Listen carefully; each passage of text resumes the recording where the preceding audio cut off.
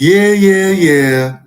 Y'all watching the Grind Ethics mixtape show, and I'm your host, Viktory BX Supreme Promoter.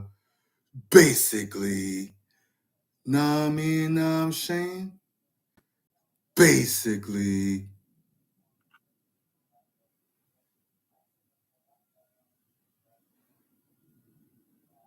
yeah.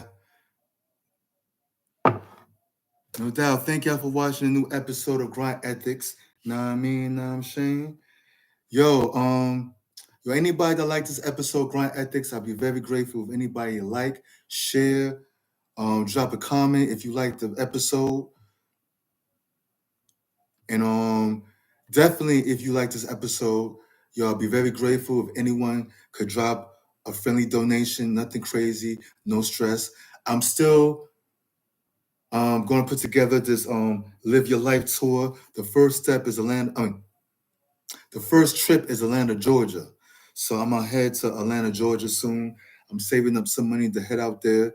But it will be very good, man. I'll be very grateful. Like I said, if y'all could leave a small friendly donation, it doesn't have to be nothing crazy, man.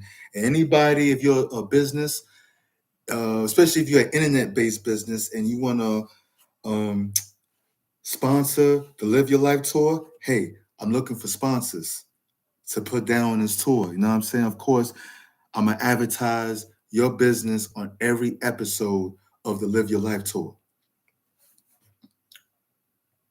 You know, for whatever trip you pay for.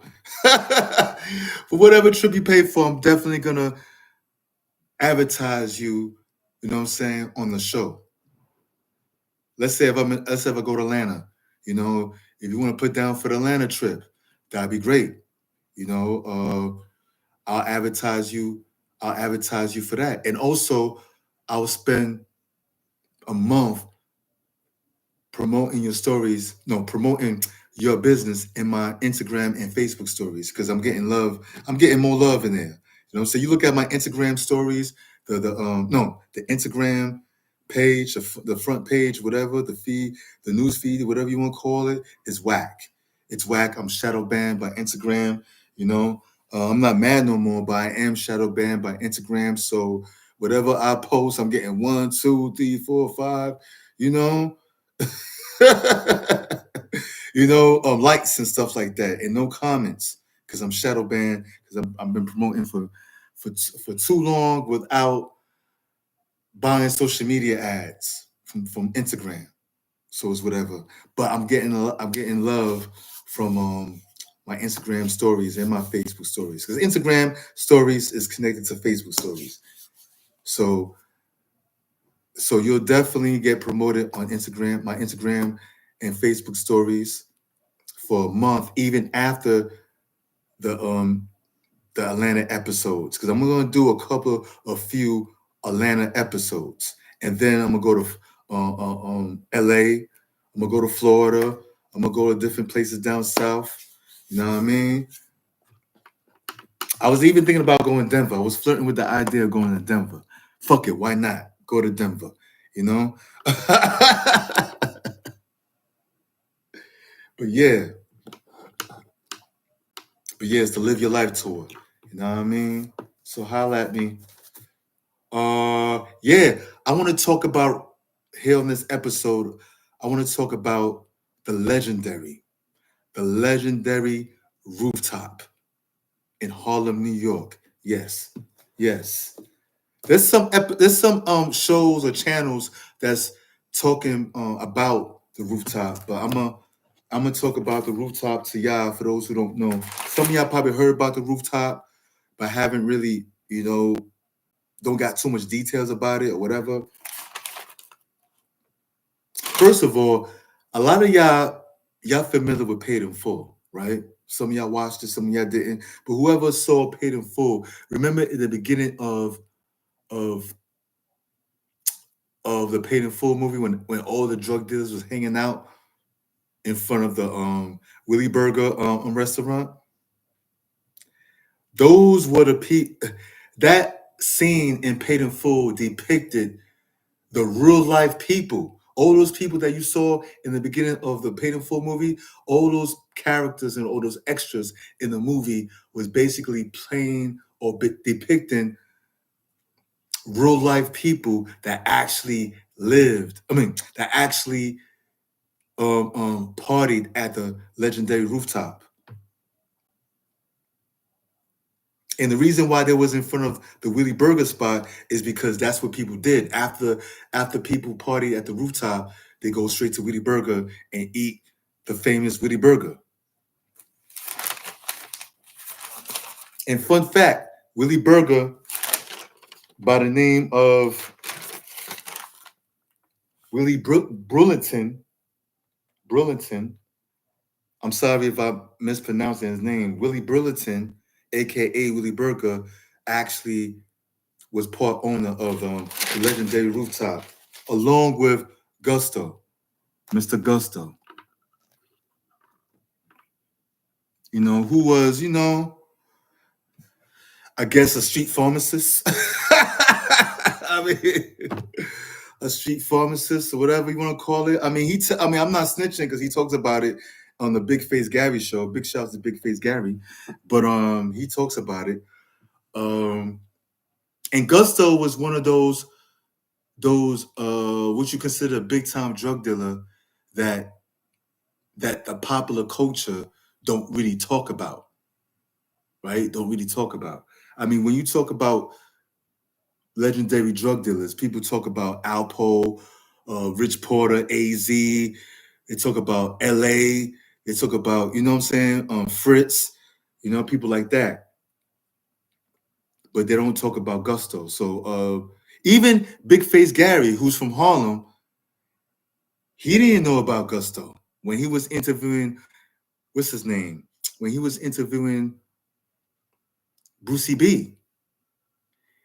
Brucey B told him that, yeah, Gusto put him on to the rooftop, but he was telling him that Brucey B told Big Face Gary that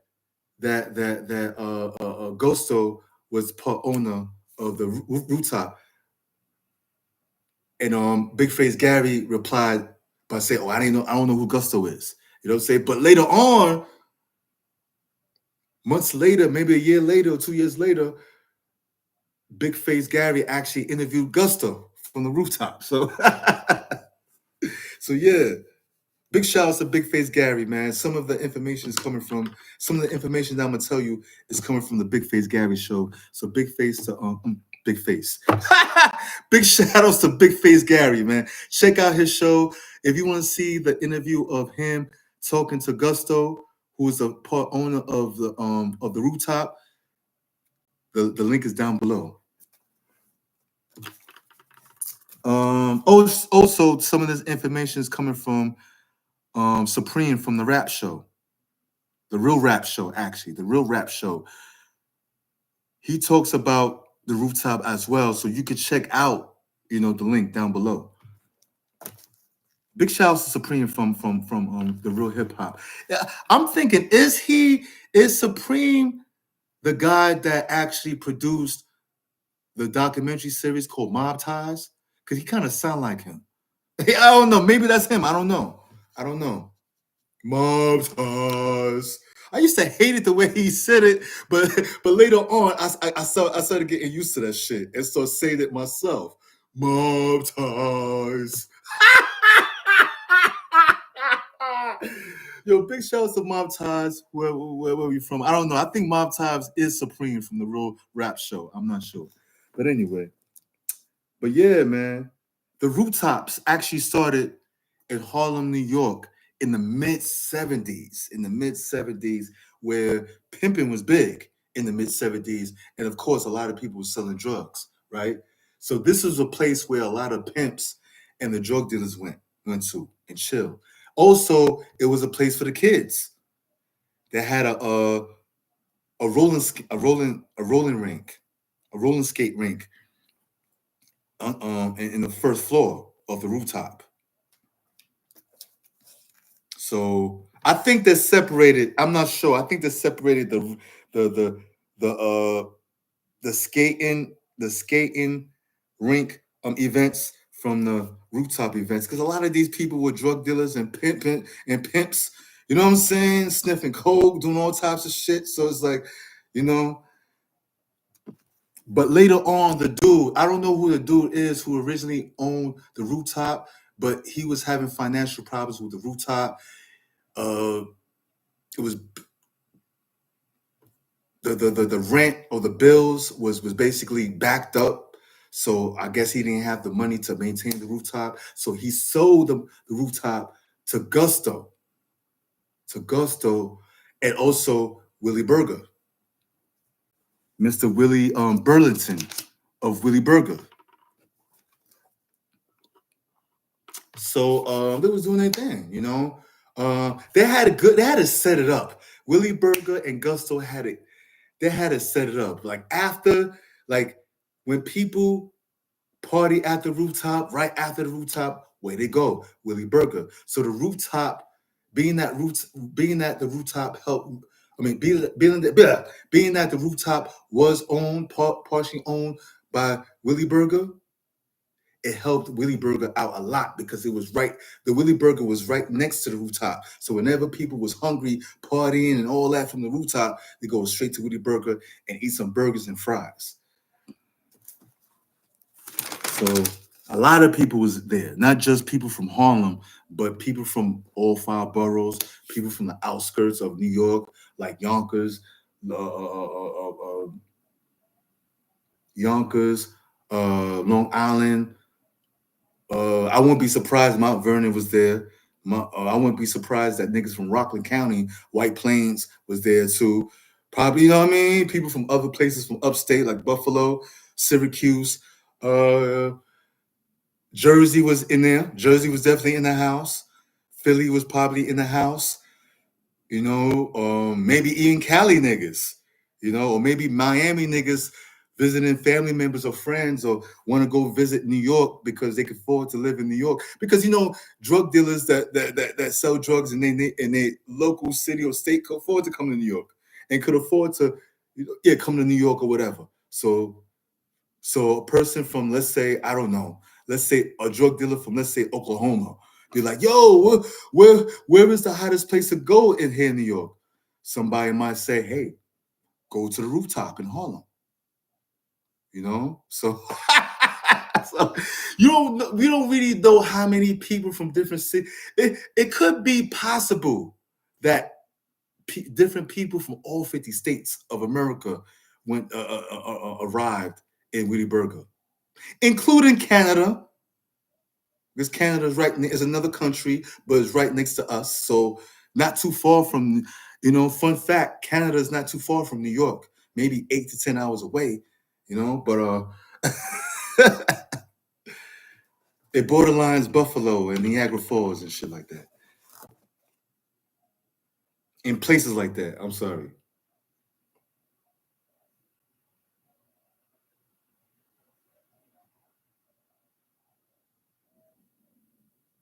Okay. I'm just trying to see what I'm gonna talk about. But yeah, the rooftop was a place a lot of people went to. You see, with me, you know what I'm saying, while I get my notes together, with me, I was too young to go to the rooftop. Okay, I was young enough to be at the skating rink, because I'm 45 years old, and people might consider me a fucking old head. You know what I mean? But I'm really a young head, an old head youngin. You know what I'm saying? I'm really an old head youngin because I was too young to chill or party at the rooftop. Because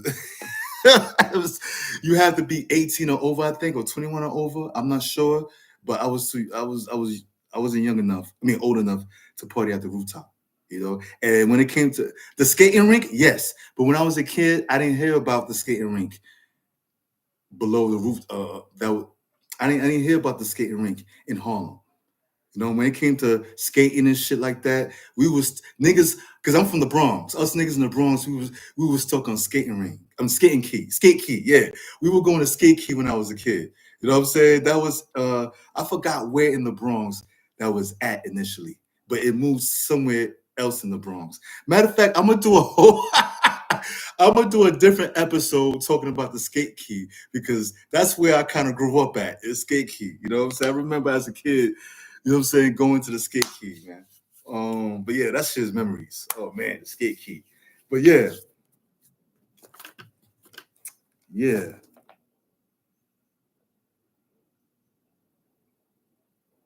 And it was a gambling spot too.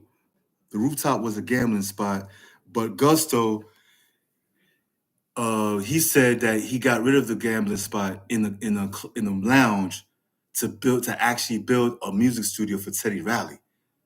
Teddy Riley got his start at the skating rink as a DJ. For those who don't know, he was connected. He's still connected with Gusto, right? Gusto put him on to the skating rink, and then Gusto realized, how talented, how talented Teddy Riley was in making music or whatever. So he was like, "Yo, I'm gonna build your studio right inside the rooftop." But it was a place where people gambled. It was a drug dealer's heaven. Okay, like I said, it was a place where pimps and drug dealers went to. But later on, after the '70s, the pimp era was kind of, the drug dealer was the new pimp. Just like how nowadays in 2025, it's the scammer that's the new drug dealer.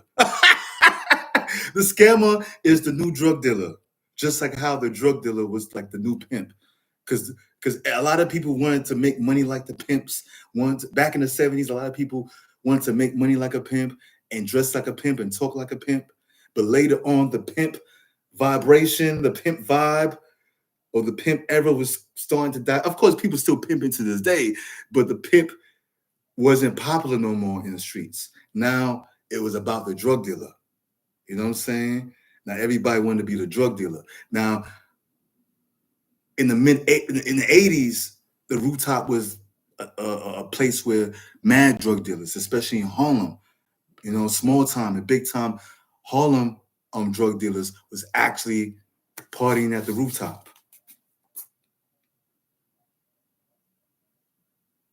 So, and of course, it was a place where people was beefing at. That was a place where where your enemy was at. If you was a drug dealer and you had beef with another drug dealer or another gang of drug dealers, that's where you and your homies go see them at, is the rooftop. So it was a lot of violence going on at the rooftop, in front of the rooftop, in front of the rooftop, in front of Willie Burgers, whatever. You know what I'm saying? So it was a place to party and have fun and collect good memories, but it was a dangerous place. The rooftop was uh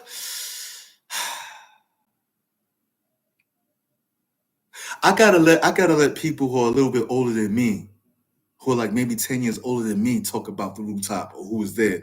Because I would say that the rooftop was maybe a little less dangerous than the tunnel. Because when I hear stories about the tunnel, it seems like the tunnel, which was a club in Manhattan that everybody partied at in the '90s, it seemed like the tunnel was more dangerous than the rooftop. I don't know. Maybe you could correct me on that. I wasn't there. I never went to the tunnel or the rooftop. Like I said, I was too young to go to both places. I was too young to go to both places. You know, and it's crazy. I'm 45 years old. I'm considered old, but people, I was too young to go there. Uh, and the rooftop also was kind of compared to the legendary bar and lounge over in the Bronx called the Flavors. No, not Flavors. Disco Fever. I'm sorry, Disco Fever. So there's some people that probably retired from the Disco Fever and was like, "Fuck it, the rooftop is the shit." Or you had people that basically partied at both places.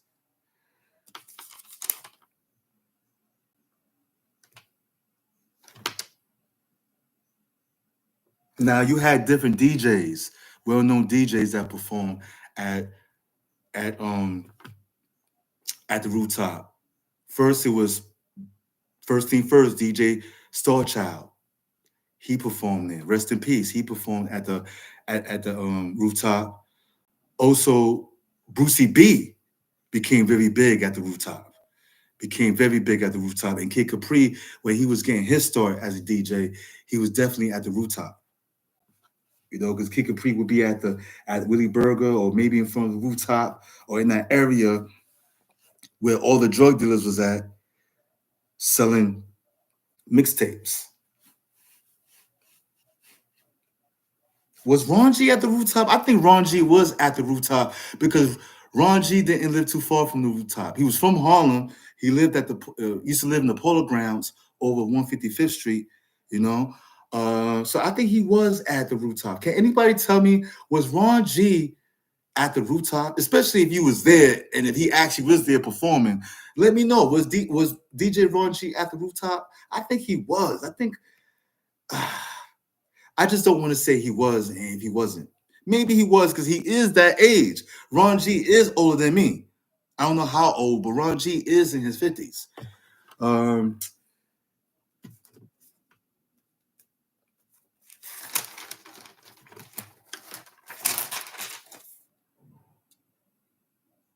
Different celebrities was there performing. Different rappers was there. I'm not sure what rappers was performing there. I gotta get to you later as far as the rappers that was actually performing at the rooftop. Can y'all confirm that for me? Maybe was Rakim, did Rakim perform at the rooftop? Because that was the time when Rakim was popping. Rakim, L Cool J, Kumo D, and Kumo D, he is from Harlem, so he didn't live that far from Rooftop, if anything. So he probably was there too. Um, oh yeah, Doggy Fresh was at the Rooftop. Slick Rick, yeah, Slick Rick and Doggy Fresh was definitely at the Rooftop. Definitely was at the Rooftop. Doggy Fresh and Slick Rick. I don't know if Run DMC was at the Rooftop. It was big at that time. So let me know.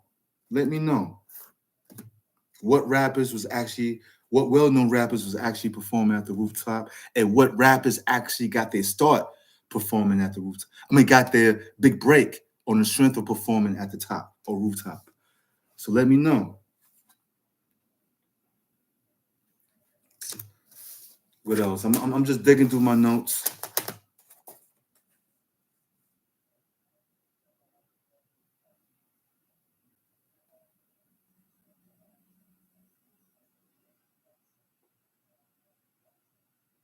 Yeah, I already said that already. Okay.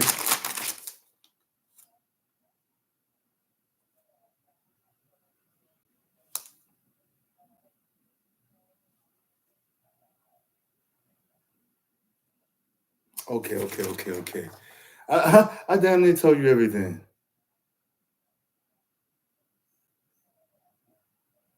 Yeah, but like I said, the rooftop was really popping. It was a big thing in the 70s, but it seemed like it was more big in the 80s, in the mid 80s, in the 80s going to the late 80s, the early 80s, I guess, going to the late 80s. It was very popular, man. Very popular, a place to go. But yeah, yeah. It was like the Harlem version of Studio 54. Some of y'all know about Studio 54, the famous club that every celebrity want to go inside of, or every random working person wanted to go to Studio 54 at one point back in the 70s. The rooftop was like that. It was like Studio 54, but on some, but instead of, I mean, yeah, you had celebrities that party there, but you had, I'm assuming you had more drug dealers in the rooftop more than Studio 54.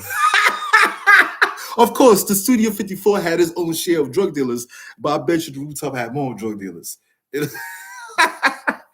probably had more dealers there, you know? But in Studio 54, you know, comparing the both of the places, the venues, Studio 54 seemed like it was more of a safer place to be in compared to the rooftop, you know? I mean, in Studio 54, you might see some celebrities you might not even know about. You know, you might see a man kissing another man at Studio 54, or a woman kissing another woman at Studio 54, whatever. You know what I'm saying? You might see that. You might see some of that. You know, to some people I know, they'd rather see somebody get shot instead of seeing that. I mean, whatever rocks your boat. But yeah, compare. You know, what's your for those who know about Studio 54 or was actually in Studio 54? How you compare Studio 54 to Rooftop? What's your comparing and what's the similarities also? In what ways are they're the same? I might do a separate episode where I compare Studio 54 and Studio 54 and the Rooftop. All the disco favor and Rooftop. So yeah. But a brother, a well-known brother in Harlem, who was a big-time dealer by the name of LA, one night got shot in front of the. I'm not sure it was in front or inside the Rooftop, but it was yeah. He got killed. I'm not sure, but it was in that area. Okay, he got killed amongst the people that was at the Rooftop. You know what I'm saying? And that's what kind of died down the Rooftop. You know, people stopped going, and then in '89, it was shut down. I'm surprised it didn't last. It didn't go into the '90s. It was about to, but it didn't. So, but it had it run. The Rooftop had a long run from the '70s, going back to the '70s, going forward into being owned by different people, new management. It had it run. It had its run. You know. But yeah,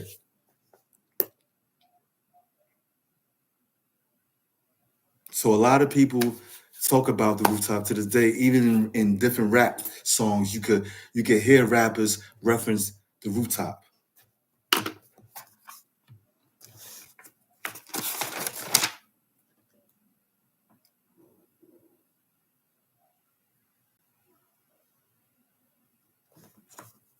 And it's been said also that, of course, that's anywhere drug dealers are at, right? Well-known drug dealers, small-time drug dealers, big-time drug dealers, whatever. The feds are gonna be there. The police and the feds are gonna be there as undercovers, whatever. It's been said that people were seeing someone, sticking a camera out our window, not seeing the face but a camera lens, and taking pictures of different familiar faces of the Rooftop, in front of the Rooftop, or either in front of Willie Burgers. You know, they were taking pictures of people going in and out of the venue. And you had actual undercovers undercovering as or disguising as drug dealers, basically keeping tabs of different people to see who's who, to see what's what, who's the.